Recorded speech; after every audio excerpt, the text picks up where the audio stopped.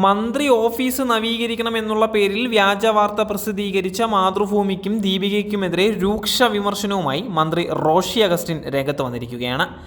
ഇങ്ങനെയൊരു തീരുമാനമില്ല എന്ന് വ്യക്തമാക്കിയിട്ടും മന്ത്രിസഭാ യോഗ തീരുമാനങ്ങൾ അയച്ചു കൊടുത്തിട്ടും ഈ മാധ്യമങ്ങൾ വ്യാജ വാർത്ത നൽകുകയായിരുന്നുവെന്ന് മന്ത്രി വ്യക്തമാക്കുകയാണ്. തന്നെ അപകീർത്തിപ്പെടുത്താൻ ശ്രമിക്കുന്നതിനൊപ്പം തങ്ങളുടെ സ്ഥാപനത്തിൻ്റെ വിശ്വാസ്യതയുമാണ് ലേഖകൻ ഈ പ്രവൃത്തിയിലൂടെ നശിപ്പിച്ചത്. മാധ്യമപ്രവർത്തകർ ഇത്രയും നിരുത്തരവാദപരമായി വാർത്തകൾ നൽകുന്നത് ഖേദകരമാണ്. വാർത്ത തെറ്റാണ് എന്ന് അറിഞ്ഞുകൊണ്ട് തന്നെ ഇത് പ്രസിദ്ധീകരണത്തിന് നൽകുന്നതിനെ എന്ത് തരത്തിലുള്ള മാധ്യമപ്രവർത്തനം എന്നാണ് വിളിക്കേണ്ടത് എന്നും മന്ത്രി ഫേസ്ബുക്കിലൂടെ ചോദിക്കുകയാണ്. ആ ഫേസ്ബുക്ക് കുറിപ്പ് ഞാനിവിടെ വായിക്കാം. ഒരു മുത്തശ്ശി കഥ ഇന്ന് പ്രസിദ്ധീകരിച്ച ദീപികയിലും മാതൃഭൂമിയിലും വന്ന വാർത്തയാണ്. ഇന്നലെ അതായത് 28-ാം തീയതി നടന്ന ക്യാബിനറ്റ് യോഗത്തിൽ ഇങ്ങനെ ഒരു ഫയൽ ഞാൻ മുൻകൈ എടുത്തുകൊണ്ട് ചെന്നിട്ടുമില്ല, ക്യാബിനറ്റ് പാസ്സാക്കിയിട്ടുമില്ല.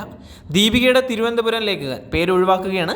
ഇതിൻ്റെ വിവരങ്ങൾ ആരാഞ്ഞ് എൻ്റെ ഓഫീസിൽ ബന്ധപ്പെട്ടപ്പോൾ അത്തരമൊരു തീരുമാനം ഇല്ല എന്ന് വ്യക്തമാക്കുകയും മന്ത്രിസഭാ യോഗ തീരുമാനങ്ങൾ അയച്ചു കൊടുക്കുകയും ചെയ്തിട്ടുണ്ടായിരുന്നു. എന്നിട്ടും ശമ്പളം തരുന്ന പ്രസിദ്ധീകരണത്തോട് അല്പം ആത്മാർത്ഥത വേണ്ടേ? എന്നെ അപകീർത്തിപ്പെടുത്താൻ ശ്രമിക്കുന്നതിനൊപ്പം തങ്ങളുടെ സ്ഥാപനത്തിൻ്റെ ക്രെഡിബിലിറ്റിയുമാണ് ആ ലേഖകൻ ഈ പ്രവൃത്തിയിലൂടെ നശിപ്പിച്ചിരിക്കുന്നത്. ക്യാബിനറ്റ് തീരുമാനങ്ങളെല്ലാം മാധ്യമപ്രവർത്തകർക്കും ബഹുമാനപ്പെട്ട മുഖ്യമന്ത്രിയുടെ ഓഫീസിൽ നിന്നും തന്നെ ലഭ്യമാക്കുന്നതാണ്. അത് പരിശോധിച്ചിരുന്നുവെങ്കിൽ പോലും ഈ വ്യാജ റിപ്പോർട്ടിംഗ് ഒഴിവാക്കാമായിരുന്നു. മാധ്യമപ്രവർത്തകർ ഇത്രയും നിരുത്തരവാദപരമായി വാർത്തകൾ നൽകുന്നത് ഖേദകരമാണ്. വാർത്ത തെറ്റാണ് എന്ന് അറിഞ്ഞുകൊണ്ട് തന്നെ ഇത് പ്രസിദ്ധീകരണത്തിന് നൽകുന്നതിനെ എന്ത് തരത്തിലുള്ള മാധ്യമപ്രവർത്തനം എന്നാണ് വിളിക്കേണ്ടത്? സ്വയം വിലയിരുത്തുക.